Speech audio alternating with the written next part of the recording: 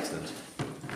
In the last 2 or 3 years of the Second World War, the British government made all sorts of preparations for the peace, very impressive ones.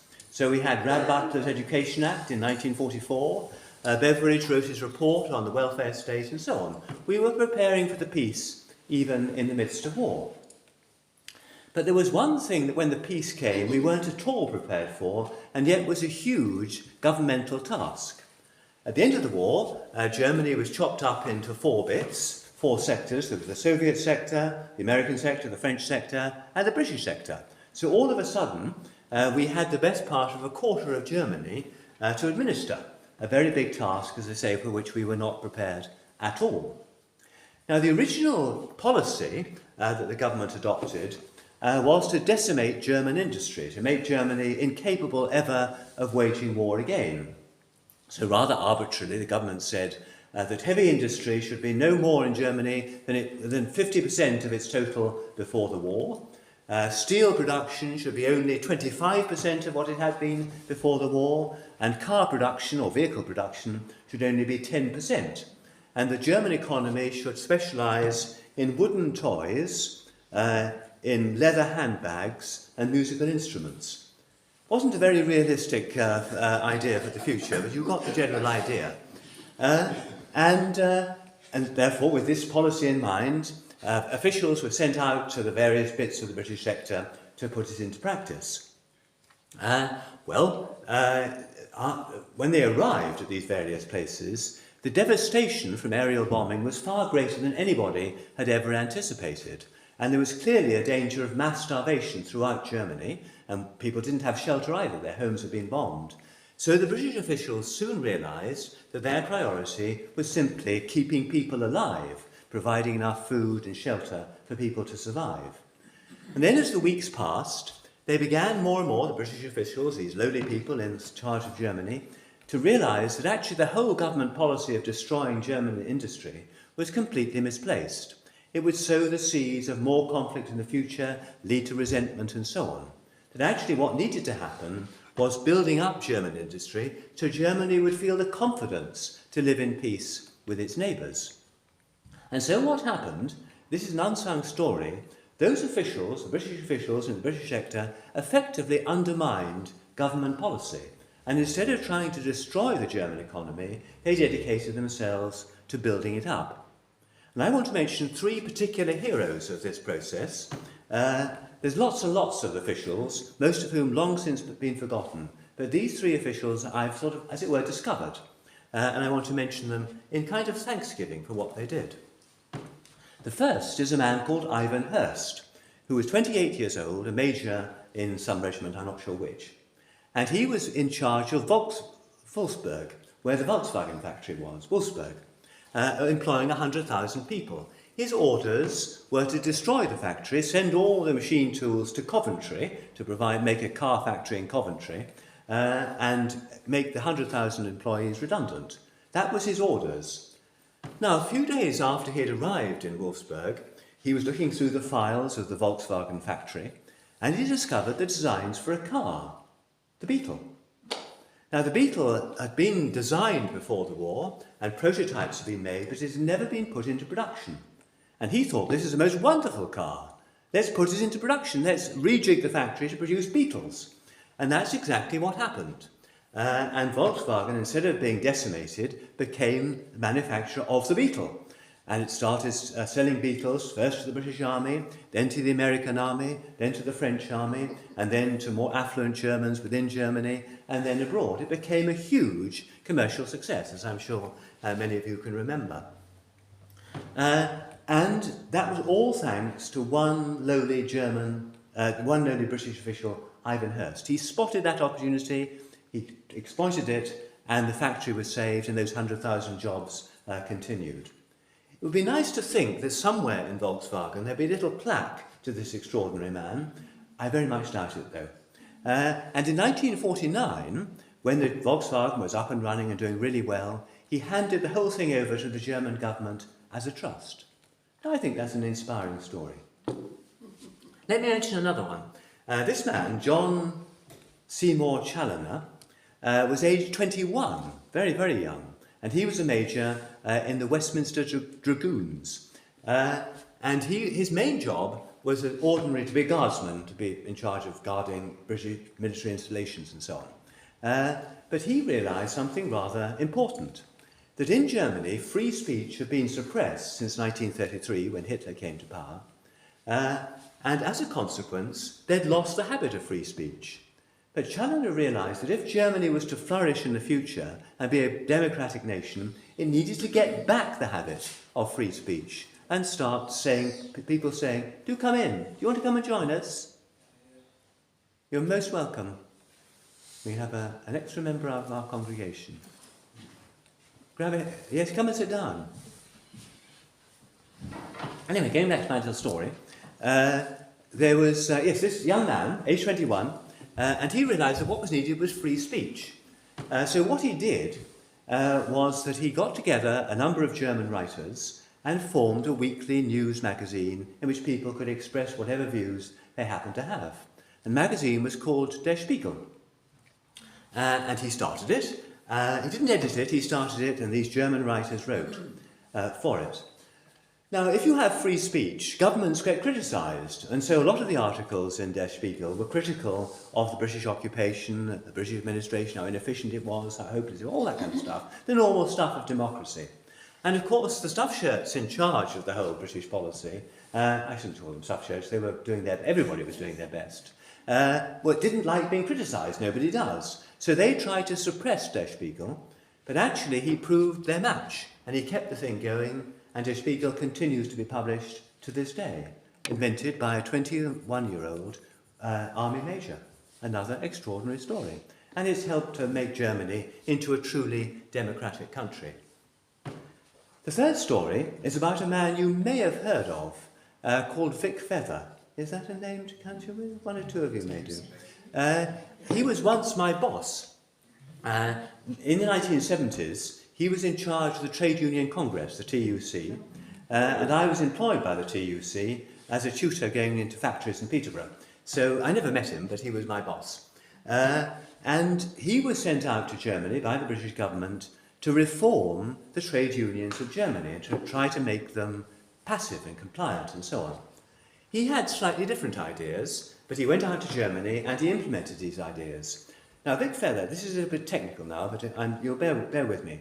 Vic Feather was very critical of British trade unions, and his criticism was this, that we have two types of union. One was the craft union. If you had a particular skill, you belonged to a union. So there was a union for electricians, for engineers, for masons and so on, lots of different craft unions. And then separate from that, you had general unions like the Transport and General Workers Union, where anybody can join, and lots of unskilled workers joined those, those unions, like the T&G. Now, what this led to in Britain, and all of you will remember this, is chaos. Typically, an employer would have several different unions to negotiate with, for the annual wage round, as it were, and they would be competing with each other to recruit members, and they would recruit by being more militant than the next one. With the result, we had the militancy of trade unions and the near destruction of the British economy. Now, Vic Feather was a very enlightened trade unionist that realised that structure was disastrous. And so what he wanted to do was make in Germany a better structure for trade unions. So what he did is form 14 industry-wide unions. So if you worked for the railways, whatever your job was, a driver, a maintenance man or so on, you belonged to that union. If you worked in the steel industry, whatever it was, a manager, a person pouring molten steel, whatever it was, you belonged to that union. And that meant that employers had only one union to negotiate with. The result was that trade unions in Germany, far from undermining German industry, actually were one of its great strengths and helped to build it up. So the labour miracle, the union miracle, economic miracle in Germany, was largely the product of a British trade unionist called Vic Feather. Wow. Now, why I mention all these stories is this. At this Remembrance Tide, and last week was Remembrance Sunday, of course, we remember those who died in war and those who gave their lives in various ways. And that's what we should be doing. But any soldier would tell you, and my father used to say this, there's no good winning a war unless you win the peace.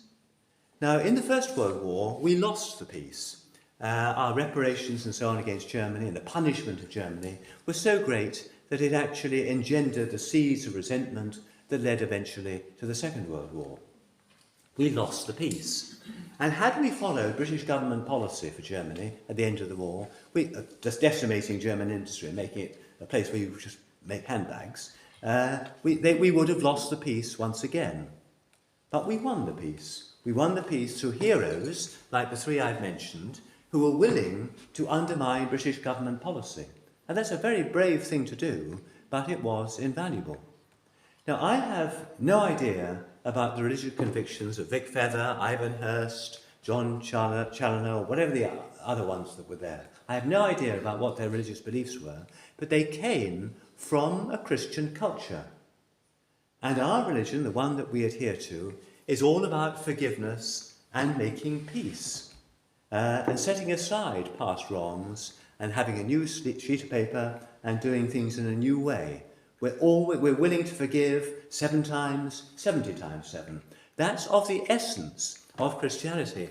And that notion of forgiveness has permeated, from Christ, from the Gospels, has permeated British culture. And I think it's still there up to a point. I think we are still a very forgiving people.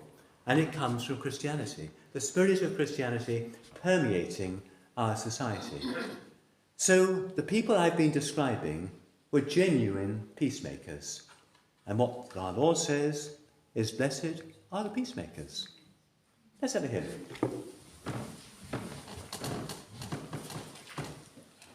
But remembering in a very different way. Sometime during the Great War, a man and a woman were studying at Cambridge University. I don't know their names, except the man's surname was Guillebaud. And they worshipped at Holy Trinity, Cambridge, which had a reputation for churning out vast numbers of missionaries that went off to Africa. And they both worshipped there, and they were both studying modern languages at their respective colleges. They met. I like to think they fell in love. I didn't actually know that. And they decided jointly to become missionaries and to offer themselves as a couple, if we're going to get married, as a couple to the Church Missionary Society. And they were accepted to go out to Africa. And because they were modern linguists, their mission was to be Bible translators. And that's a sign of a huge enterprise, largely unsung, that was going on at that time, to translate the Bible into all the local African languages. It was a huge enterprise, and they were to be one part of this. Well, the First World War inhibited them, but as soon as that was finished, after the armistice, they went out to Africa. Boat, Straits of Gibraltar, Suez Canal, down the east coast of Africa to Mombasa. Now, the British had recently built a railway line that went from Mombasa, past Nairobi, it was just a railway halt at that time, to Kampala, the capital of Uganda. And they took the train to Kampala, but their mission was to go several hundred miles further into the interior, and that there was no roads to speak of, and certainly no railways, and they had to go by cart through quite treacherous country where there were all sorts of things going on. Eventually they arrived at their destination, which is on the border of what's now Rwanda and Uganda, if you can envisage that on a map. And there they were, they settled, they got a house, which was just the ordinary tukul, the round houses that they have in that part of the world, and they started their work of translation. And the work involved, first of all, learning the language, obviously, secondly, writing a dictionary, and then translating the Bible on the basis of that dictionary into the local language. And so they started learning the language. Well, Mrs. Guillebaud, because they got married, they weren't living in sin, Mrs. Guillebaud almost immediately fell pregnant, and out popped Philippa. And it's Philippa that I'm wanting us to remember today. Now, Philippa, Mrs. Guillebaud, again, I only wish I knew her name, but I don't. Mrs. Guillebaud educated Philippa right through until the age of 18. And then at the age of 18, they felt that Philippa needed her education completed, and they thought Cambridge University was the place to go. That's where they had been. Why shouldn't she go? So Philippa, at the age of 18, she'd never been out of Africa. She'd never been out of that little area of Africa. She regarded herself as African. And so for the first time in her life, she went to England. And she did the trip in reverse, went to England, went to Girton College, which was the only girls' college in those days, and said, I'm Philippa Guillebeau, will you please educate me? And by the way, I have no money, could I have a scholarship, please? They said, oh gosh, they weren't used to that kind of thing. But they tested her, they gave her exams, interviews, I don't know what they did quite. Anyway, they decided she was up to the job, and they gave her a scholarship, which meant that funded her education at Cambridge University. And like her parents, she studied modern languages. And she too started attending Holy Trinity, Cambridge, as her church. And she too got the missionary bug. She didn't, she didn't meet any handsome young man, so she didn't get married. She remained single all her life. And having got the missionary bug, she went off to CMS, Church Missionary Society, and they took her on again as a Bible translator. Well, the Second World War was now in full swing, so she couldn't go out to Africa at that stage, but she got a job as a school teacher, and that saw her through the war. And then, as soon as the war was finished, out she went, straight to Gibraltar, Suez Canal, down to Mombasa, into Uganda. But this time, instead of going down towards Rwanda, she turned right, as it were, northwards to the Sudan. And she went up through Uganda to the Sudanese border, crossed over, and the tribe that she was going to visit to translate the Bible was the Bari Tribe. I've talked about them before, but you probably won't remember. And there she was, and she too had to learn the language, write a dictionary, and then translate the Bible. But she had an added problem that actually it was purely an oral language, so there was no point in having a translated Bible if nobody could read it. So she had to run literacy sessions, teach the people to read, so they could then read the Bible. And so there was that extra burden on her.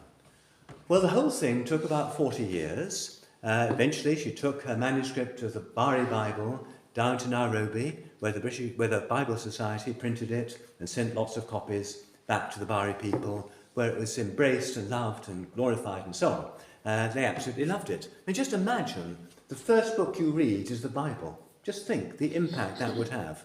And that was what she was dealing with. She was bringing Bibles to people she was taught to read, and the first thing they read was the Bible.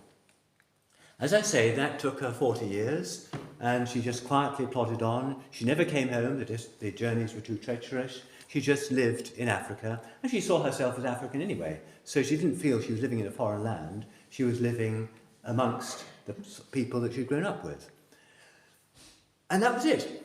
She then, in the mid-1980s, returned to this country. She did return. She had been here once before. And she decided her health had broken. And she decided it was better to die in England, where she'd be less bother. She'd be an awful bother if she remained in the Bari country. So she came home to England to die. And her health had indeed gone. She had all sorts of problems. Now, it's a slightly convoluted story, but Sarah and I got to know Philippa. And we used to take her out for tea on Sundays. Not every Sunday, but quite often. And I suppose you could say we fell in love with Philippa. She was an absolutely wonderful woman. Utterly unselfish, utterly unshowy, modest about her achievements, which were quite extraordinary. And she was waiting for the Lord. She was quite clear that she was waiting for the Lord to take her to heaven, and that would be that. She was embraced that possibility, that certainty that she was going to go to heaven and be with her parents, be with humanity, saved humanity. As I say, we sort of fell in love with her. Then one day she said, there's a problem. This is quite soon after we met her. We've used up all the Bari Bibles. They're wanting more. They've distributed around lots of places in the Bari region of Sudan, but we need lots more, and we need about £10,000 to print them. Could you give me £10,000 and I'll arrange their printing? Well, we couldn't actually, but we did raise it. And over the coming year or two, we raised about £10,000 for the Bari Bible, which is great. People were very generous. I think you may have contributed, I'm not sure. I may have come back on the begging bowl to hear, but it's a long time ago and I can't remember. And so we raised the money, and we got lots printed at the Bible Society in Nairobi. But there was a problem. There was a war going on, a sort of tripartite war around the Bar, not involving the Baris themselves, but there was the Sudan People's Liberation Army that was trying to get South Sudan to break away from the Muslim North. Then there was the Muslim Army, and then there was Uganda, who was also involved in some way that I can't remember quite how. So there was a kind of three-way war going on, and that border, the border to the west of the Nile, between Uganda and the Sudan, was blocked. So not only were no Bibles getting through, but no basic medicines. So even things like sort of antiseptic that children could put on infected eyes to stop them going blind, all those simple things were simply not getting through. And we had discovered this. Philippa had no knowledge of this, but we told her what we'd found out, and we felt we just couldn't get the Bibles up there. And that was a great sadness. We'd have to wait until the war was over. Well, Philippa was very upset about this, and a few teas later, she said to me, Robert, I've been praying about this. God is calling you to go to my people and take them Bibles. I said, well, Philippa, I've got two teenage children and they need me. I can't just walk out on them. And she said, and next tea time, no, Robert, I've been praying to God and God wants you to go and take Bibles to my people. That's it. And I said, Philippa, I've been praying to God and I haven't got any such clear instruction. But she was insistent, no, this is what God wants you to do. And I remember the passage we read from James about the prayers of a righteous person have great power, great effect, sort of lodged in my head. And there was no more righteous person that I knew about than Philippa. She was the most righteous person I'd ever met. So in the end, irresponsibly, I said I would go and see what I could do. And I felt quite badly about it, but I was, as it were, sort of compensated in a wrong way by the fact that in those days, not now, I was very adventurous. I'd been travelling all over the world and all sorts of things. So the adventurous spirit was there, and there was a bit of me that rather fancied this adventure, seeing what came. So one way or another, I took a plane to Nairobi, found my way to Kampala, and then the journey through Uganda was pretty treacherous, because the Lord's Resistance Army, which you may vaguely remember, a terrible organisation that recruited children as soldiers, they were in full swing, so I had to get through that country, and then up to the border, the closed border, which I duly did, took me some time to do, but I got there. And then I took advice, what should I do? And the advice I got to going into the Sudan was wear a dog collar, which I was wearing anyway actually, because it's quite a protection. Wear a dog collar, and go in, don't take any arms, don't have anybody to defend you, just walk into the Sudan publicly and freely without trying to hide in the bush or go by night, just in daylight. So one morning, I went up to the border, and there was an old tarmac road I think the British had laid, and it was scrawled onto a sort of post, "Welcome to Sudan." I thought, gosh, they're making me welcome. And so I went to the Sudan, and I was almost immediately, as I'd anticipated, taken hostage by the Sudan People's Liberation Army. They were very friendly. It was all perfectly civilized. I was held in their little camp, and I explained to them what I was doing, and they sort of were inclined to believe. And then I mentioned I was a close friend of Philippa Gillibo. "Ah, Philippa, wonderful woman! Are you her representative?" "Yes, I am." And the connection with Philippa meant they said, "Oh, that's fine." And so they took me by a very sort of rumbly old Toyota Land Cruiser to the little town of Yei, which was the main sort of area. And I was introduced to the Bishop of Yei and to all the church elders and so on. And there was an impromptu feast. I think a few goats lost their life in the benefit of this feast. And I spent several days in the Sudan working out how we could get Bibles to the border, the Uganda border, and then take them through the bush. And by bush, it meant lots of sort of, not exactly rainforest, but thick forest, under cover of night, along with medicines, into Sudan for the Bari people, the Bari Bible. So I did all that, and so I recruited people that could come through the bush, collect the stuff from Uganda and take it back to the Bari people. And then I went back to Nairobi and arranged ways in which the Bibles and the medicines could be taken from Nairobi to the border. And that's what happened. And for about 6 months, that little supply line was the only way in which anything got to the Bari people, not just Bibles, but also medicines. So I dare say we saved quite a number of lives. And that was that. I came home. And a year later, when by that time the border was open again, Sarah and our 2 boys, it was then safe and we could get Missionary Aviation Fellowship planes and so on, went to check out that it was all working, and it had been working. And Sarah and the boys went into the Sudan, and they too had a wonderful feast, and the bishop was wonderful, and all the church elders were wonderful. So it was a very happy thing. And I tell all this story because it's Philippa. Philippa she was born in 1920. We should have celebrated Philippa, her centenary, last year, but there was a pandemic. And her birthday was around this time of the year. So I'm celebrating and thanking God for Philippa.